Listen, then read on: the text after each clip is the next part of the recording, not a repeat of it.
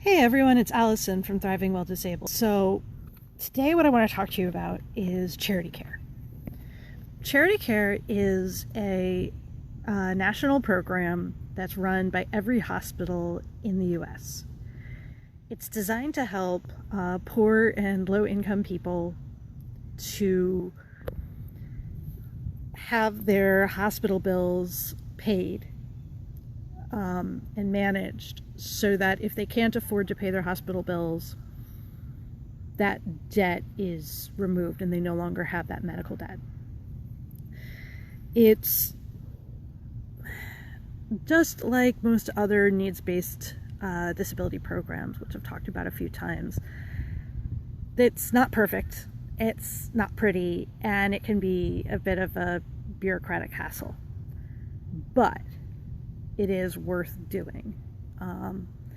Basically, if you are Charity Care eligible, you can have the entirety of your hospital bill forgiven completely. You don't owe anything. And in fact, I just got reimbursed by the hospital that I've been struggling with for the past 8 months. They just reimbursed me everything I gave them, both when I was billed while I was in the hospital as a patient, and all of the payments I made towards the debt that I didn't actually owe. So I got about $100 back on top of having my debt forgiven. And again, this is all money I gave them, but still, oh my God, I got reimbursed. That feels unheard of and amazing. So, what's the story? You can apply for Charity Care before you go into the hospital if you know you're going in. Like, for example, one of the things that I did was I had to get an MRI under sedation because with my FND movement symptoms, me staying still for a prolonged procedure where I have to stay absolutely still, that's not happening. So, I recognized that and had to do it under sedation. Since I knew in advance I had an appointment scheduled, it would have been possible for me to set it up with Charity Care and basically start the application that day when I went into the hospital. But I didn't have the spoons to deal with it at the time, so I didn't. That means I had to wait to get the bill, and I had 3 different hospital stays at 2 different hospitals that I just finally got paid off. A big part of why it took that long was COVID-19, in all honesty, and the hassles that came with it. The hospital was disrupted, the programs that I needed were disrupted, things like that. But at any rate, Charity Care is available at all hospitals. Even private hospitals usually have some form or other of it. So what you can do is, if there's any chance you're eligible for this, and their definition of low income is more generous than the definition that most government programs offer. So my disability payment through SSDI is high enough that I am not in any way eligible for Medicaid coverage. I'm just not, because my income's too high, even though I'm living entirely on SSDI. So I only have Medicare coverage. That means I have a residual 20% of every bill that I'm responsible for. But when I go to the hospital, they look at my information and they say, you're low enough income for us. And so we'll pay 100% of your residual bill. I don't know the exact numbers, and the reality is every state will be different, and it's possible that some hospitals will be more generous or less generous. So you're going to want to talk directly to your hospital. If you are distressed by your bills, it's worth having a conversation with them about your eligibility, especially right now when so many people are losing their jobs or have lost their jobs. Sometimes, even if you weren't eligible when you went into the hospital because you had too much money, they sometimes will actually forgive the debt if you later can't pay, which is why it's really a good idea to set up payment plans. I think it's really important to note that if there's any possibility at all of your debt being forgiven, it is worth the effort to call the hospital, tell them you can't pay now, and set up a payment plan. The reason why is the moment that debt goes to collections, there is no comfortable way to get that forgiven. A lot of people have paid money to collections and had it not properly acknowledged, or had the debt already passed on, or all kinds of really messy things. And if it goes into collections, it's already going to impact the amount of debt you're considered to have, and it already will then impact your credit score and things like that. So what you want to do is, as soon as you get a bill from a hospital, reach back out to the hospital and talk to them about their charity care program, and talk to them about setting up a repayment plan in the meantime. Because what I had to do was, one of the hospitals that I went to, I filed the charity care application. We thought it was complete. I mean, I went in, worked with a person, he and I did the paperwork together, and he's like, I can't see how they'll reject this. And they rejected it. Their issue was, I had a printout that said that my Medicare Part D was removed from my check from my SSDI check before I got it. But it didn't have my identification information on it because I had to log in to get the information. And I also wrote a letter stating, this is my information. This is the, $10.90 that I have to pay every month for my Part D. And it's removed from my check before I get the check, because here's Social Security's statement saying what they pay me, and here's the amount that's actually in my account. Notice the $10.90 difference. They decided that wasn't good enough. What they wanted was an itemized receipt from my insurance provider.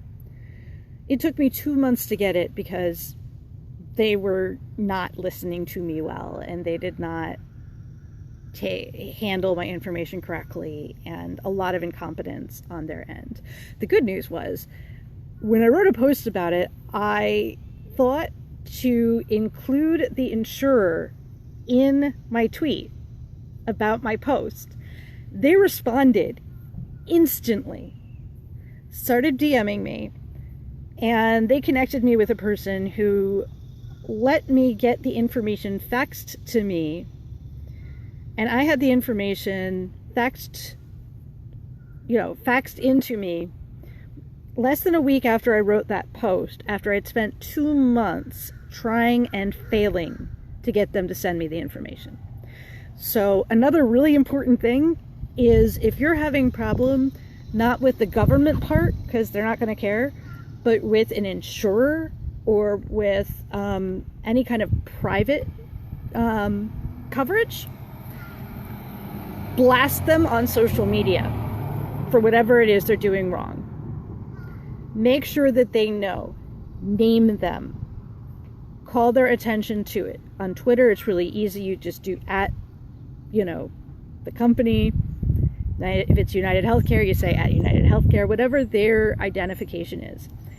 Do that, and you've got a good chance of getting a quick DM saying, hey, what's wrong, and how can we make you happy now that you've made us aware that you're unhappy? I was kind of amazed. So please do that. applying for charity care is a bit emotionally painful because you're doing the same stuff you do for any needs-based application. You're basically saying, hi, I'm poor, I can't afford this, help me. And sometimes they're very pedantic, they're very insistent that they get exactly the paperwork they want, exactly the way they want it, saying exactly what they want. It's worth it, because if they grant you your charity care, boom, one, all that debt is gone, and two, you actually are covered by that hospital for the rest of the calendar year from when that care occurred, because your charity care application actually covers you for a calendar year. So I don't need the extra care. But when I got the MRI taken care of, I now don't have to reapply for charity care if I have to go back to that hospital for anything. They will automatically apply that discount, and I'll end up owing $0.00 after they take out my Medicare. I don't have to pay anything out of pocket. They're going to charge my Medicare. That's fine. I don't have to pay out of pocket. Okay? So it's really good, especially if you go to one hospital and have to go regularly. The other big thing to be aware of is that just because you are ineligible initially, if something in your life goes badly awry, you may be eligible for that forgiveness later. My partner and I went through this when he broke his hip. We got a pretty large hospital bill that fortunately his insurance covered a huge portion of. But he was left with several $1,000s of charges that he was expected to pay. And he lost his job because of the broken hip, and he couldn't return to work because of the broken hip. And so when he first applied for the forgiveness, they wouldn't do it because he'd been working and had a regular income. What they basically do is they take whatever the income was and then they average it over 12 months. So about 6 months in, as he'd been doing the payment plan every month, we called them back and said, hey, he still hasn't been able to find a job because of this injury. And they recalculated things, and the rest of the debt was forgiven. What he paid, he didn't get back because at that time he wasn't eligible. But, there was over $1,000 he never had to pay. He didn't owe. And that hospital could still treat him if he came there because they'd given him kind of carte blanche. His debt was forgiven and would remain forgiven if he incurred new debt in the course of that year. All right? So how do you get charity care? Like I said, every hospital has a charity care program of some sort. And so basically, either before you go, you call and say, I'm going to be having a procedure done, can I apply for charity care? Or when you get the bill, you call and basically say, hi, I have this bill, I have this debt, I cannot pay it, I need to apply for charity care. And they'll send you to the charity care department and you'll go through the application process with them. They're going to want to know all your income, your assets, information like that. Like I said, it's pretty typical of any organization anything that's handling need-based information. They want to prove who you are, where you live, some of your basic expenses sometimes, and how much money you bring in every month. And they'll use that to decide what you need. They also will want to know who's in your household, so they know if they're talking about, a household of 1 or a household of 10. And whatever your household is, that's the financial information they want. So, yeah. Good stuff to know. Good things to do. And like I said, with the way everything has been, even if you go to the hospital and can't get charity care at that moment, Set up a payment plan and talk to them later if you stay unemployed. Also, if you are applying for charity care, also if you don't have Medicaid, charity care is a way to help you get Medicaid, because Medicaid gives them some money, where if you're full on charity care, they don't get anything. The hospital just eats the bill, basically. So it's in their interest for you to get Medicaid if you're eligible. So you can go into the hospital, apply for charity care, and they'll say, are you Medicaid eligible? And if you think you might be, say, I don't know, or yes, I am, but I don't have it. And they'll help you through that whole thing. If you have Medicaid, you should not owe anything to the hospital. There are sometimes extra bills that they let get through. I know there's some laws that they're trying to prevent this, but like, for example, I had a residual bill from the anesthesiologist, because he's not part of the hospital. It's messy, but any bill you get, talk to them about it. Charity care only covers the hospital bills, but that's usually a huge chunk of what you're being charged for. All right, I want everyone to take care. I've got 2 posts on charity care. I'm going to connect those in. And I hope you found this useful. And until next time, keep thriving.